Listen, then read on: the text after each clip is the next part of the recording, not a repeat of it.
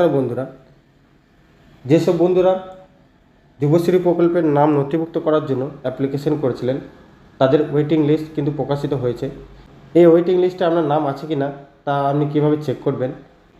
Waiting লিস্টে যদি আপনার নাম থেকে থাকে তাহলে কিন্তু এরপর থেকে আপনি প্রতি মাসে 1,500 টাকা করে ভাতা পাবেন।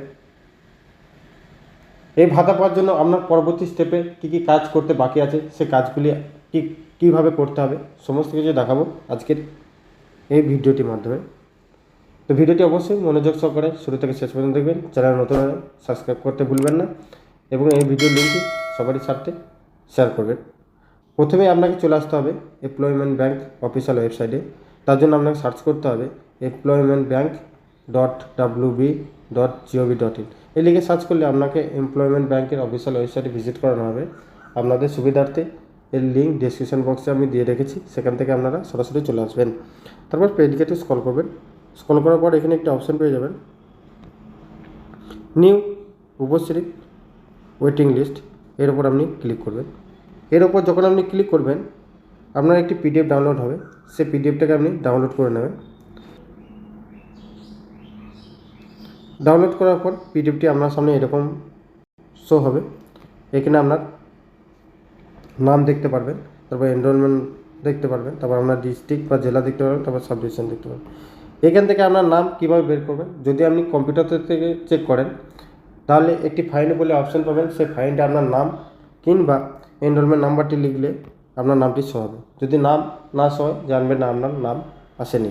যে সমস্ত বন্ধুদের নাম আছে তারা দেখে নেওয়ার পর পরবর্তী স্টেপে আপনি কী কী কাজ করতে বাকি আছে সেগুলি কীভাবে করবেন তার জন্য পেজটিকে আবারও স্ক্রল করবেন। স্ক্রল করার পর এখানে একটি নোটিশ আপনি দেখতে পারবেন। এই নোটিশটিকে আপনাকে ভালোভাবে পড়ে নিতে হবে। এত দ্বারা জানা যাচ্ছে যে যুবশ্রী প্রকল্পের নতুন পত্রিকা তালিকা প্রকাশিত হয়েছে।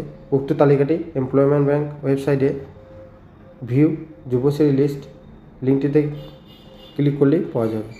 এটি আমি অলরেডি কিন্তু দেখিয়ে দিয়েছি। যেসব কর্মপ্রার্থীগণ এই তালিকায় অন্তর্ভুক্ত হয়েছেন তারা আগামী 22/4/2025 হইতে 21/5/2025 তারিখের মধ্যে আবেদনপত্রে এমপ্লয়মেন্ট ব্যাঙ্কের ওয়েবসাইটে অ্যানেক্সার 1 লিঙ্কে অনলাইনে জমা করে প্রিন্ট আউট নিতে হবে। অর্থাৎ এর পরবর্তী স্টেপ আপনার কাজ হলো, প্রথমে আপনাকে অনলাইনে সাবমিট অ্যানেক্সার 1 বলে একটি অপশান পাবেন।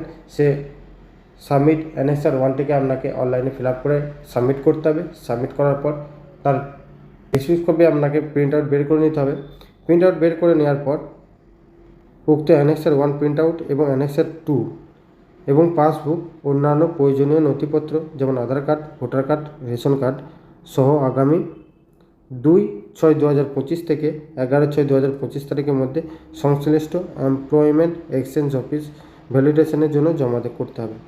অর্থাৎ বুঝতে পেরেছেন, আপনাকে প্রথমে অ্যানেক্সারটি অনলাইনে সাবমিট করতে হবে, তার রিসিভ কপি আপনাকে প্রিন্ট আউট বের করতে হবে। তারপর অ্যানেক্সার নামক একটি ফর্ম আপনাকে অনলাইনে ডাউনলোড করতে হবে, সেটিকে ম্যানুয়ালিভাবে ফিল আপ করতে হবে, অর্থাৎ হাতে লিখে ফিল আপ করতে হবে। সেটিকে নিয়ে এবং ব্যাংকের পাসবুকের জেরক্স এবং অরিজিনাল নিয়ে, আধার কার্ডের জেরক্স বা অরিজিনাল, ভোটার কার্ডের জেরক্স বা অরিজিনাল দুটোই নিয়ে যেতে হবে কিন্তু আপনার দিকে। তারপর রেশন কার্ডের জেরক্স অরিজিনাল নিয়ে আগামী 2/6 অর্থাৎ জুন মাসে 2 তারিখ থেকে 11 তারিখের মধ্যে আপনার বাড়ির আশেপাশে যে এমপ্লয়মেন্ট এক্সচেঞ্জ অফিস রয়েছে সেখানে গিয়ে আপনাকে জমা করতে হবে।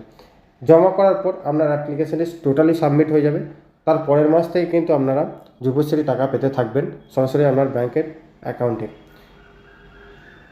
অ্যানেক্সার 2 ফর্মটি আপনি কীভাবে ডাউনলোড করবেন তাও আমি দেখিয়ে দিচ্ছি। আপনাকে যে কোনো একটি ব্রাউজার ওপেন করে নিতে হবে। ব্রাউজার ওপেন করার পর আপনাকে সার্চ করতে হবে যুবশ্রী অ্যানেক্সার 2 ফর্ম। এর উপর ক্লিক করবেন, এরকম একটি অপশান আপনার কাছে শো হবে। এর লিঙ্কও আমি ডেসক্রিপশন বক্সে দিয়ে দেবো, সেখান থেকে সরাসরি আপনারা অ্যানেক্সার 2 ফর্মটিকে ডাউনলোড করে নেবেন। এই লিঙ্কের ওপর ক্লিক করলে আপনার আবারও একটি পিডিএফ ডাউনলোড হবে, সেটাকে আপনি ডাউনলোড করে নেবেন। ডাউনলোড করার পর ওপেন করে নেবেন। ওপেন করার পর আপনার পিডিএফটি এরকম শো হবে। এটিকে আপনাকে ম্যানুয়ালি ফিল আপ করতে হবে, অর্থাৎ হাতে লিখে ফিল আপ করবেন। আপনার এখানে নাম, তারপর বাবার নাম, তারপর সমস্ত ডিটেলস এখানে আপনি বসিয়ে নেবেন। বসিয়ে নেওয়ার পর ডেটটি এখান থেকে দিয়ে দেবেন, সিগনেচার এবং সমস্ত কিছু আপনাকে এক্সচেঞ্জ অফিসে গিয়ে করে নিতে হবে এবং সেখানেই আপনি সমস্ত কিছু সাবমিট করে চলে আসবে। তো এই ছিল আজকের আপডেট ভিডিও যদি আপনার হেল্পফুল মনে হয় তাহলে চ্যানেলটিকে সাবস্ক্রাইব, লাইক, কমেন্ট, শেয়ার করতে ভুলবেন না। দেখা হচ্ছে পরবর্তী নেক্সট কোনো আপডেট ভিডিওতে। ততক্ষণ ভালো থাকবেন, সুস্থ থাকবেন, সাবধানে কাজ করবেন। বিদায়।